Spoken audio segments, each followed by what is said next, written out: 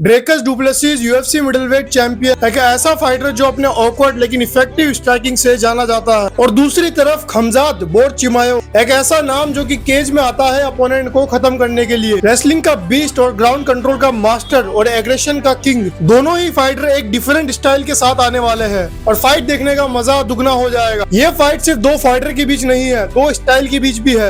एक तरफ होगा स्ट्राइकर और दूसरी तरफ होगा ग्रैपलर। और हिस्ट्री ने हमेशा ये दिखाया है कि जब जब ये स्टाइल टकराते हैं तो रिजल्ट हमेशा अनप्रिडिक्टेबल होता है। खमजात चिमायो को तो आप जानते ही होंगे, लंबे समय से वो भूखे हैं अपनी टाइटल फाइट के लिए। उनकी पहली यूएफसी फाइट से ही पता लग गया था कि ये बंदा एक फ्यूचर चैंपियन है। लेकिन क्या ड्रेकस डुप्लेसिस कोई हल्के फाइटर है? ड्रेकस के पास एक अनऑर्थोडॉक्स स्ट्राइकिंग स्टाइल है जो अपोनेंट को रीड करना मुश्किल बना देता है। वो कब और कहाँ पंचेस थ्रो करेगा वो तो उन्हें खुद पता नहीं होता। उनके पावर पंचेस और कंस्टेंट फॉरवर्ड प्रेशर अपोनेंट को केज के अगेंस्ट धकेल देता है। अगर हम सिर्फ खमजात की स्किल देख के ये डिसाइड करें कि ये फाइट उनके फेवर में होगी तो ये बस अंधेरे में तीर चलाने जैसा होगा। ड्रेकस डुप्लेसिस एक मिडिलवेट चैंपियन है।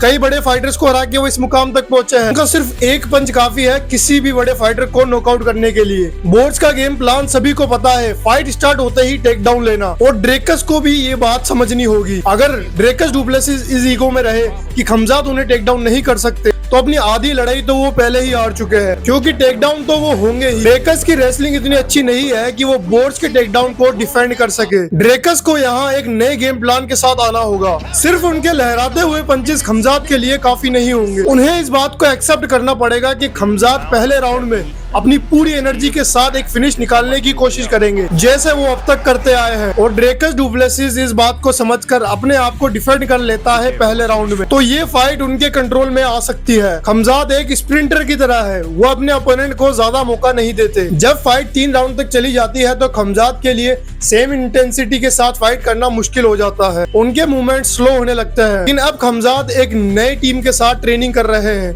जहाँ उनका फोकस कार्डियो ट्रेनिंग है, तो ये भी पॉसिबल है कि खमजात सेम इंटेंसिटी के साथ 5 राउंड तक फाइट करे। अगर ऐसा होता है तो खमजात के लिए इस फाइट को जीतना और भी आसान हो जाएगा, क्योंकि गैस आउट ही अब तक उनके लिए सबसे बड़ी प्रॉब्लम थी। खमजात चिमायो इतने कॉन्फिडेंट है अपनी इस फाइट को लेके कि अभी तक वो मिडिल वेट में चैंपियन बने नहीं है, लेकिन वो दूसरे टाइटल फाइट करने की बातें कर रहे हैं। इनका इशारा 170 की तरफ है जिसके अंदर इस्लाम मखाचव चैंपियन होंगे। खमजात चिमायो बिल्कुल रेडी है इस्लाम मखाचव से फाइट करने के लिए। खमजात को ये बात पता है कि वो इस्लाम मखाचव को हरा के सेकंड टाइटल जीत सकते हैं और साथ ही पाउंड फॉर पाउंड नंबर 1 भी बन जाएंगे। अगर ऐसा होता है तो मखाचव की लेगेसी खतरे में आ सकती है। इस जनरेशन के 3 बड़े मोस्टर मखाचव से फाइट करने के लिए बेकरार बैठे हैं, इलिया टपोरिया, शावकात राखमनव और खमजात चिमायो।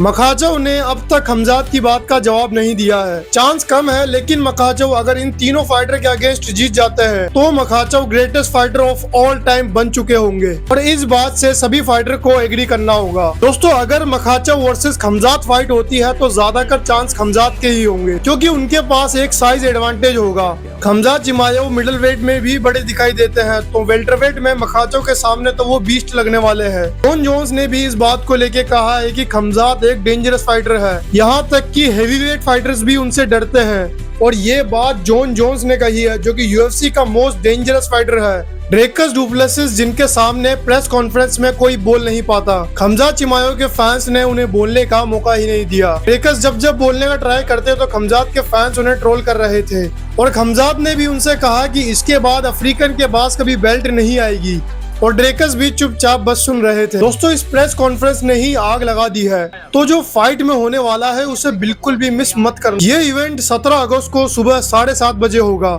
जिसे आप सोनी 10 पर लाइव देख सकते हो। इस इवेंट को हम साथ में लाइव डिस्कस करेंगे, इसलिए सब्सक्राइब करना मत भूलना। मैं मिलूंगा आपसे 17 अगस्त को सुबह 7:30 बजे।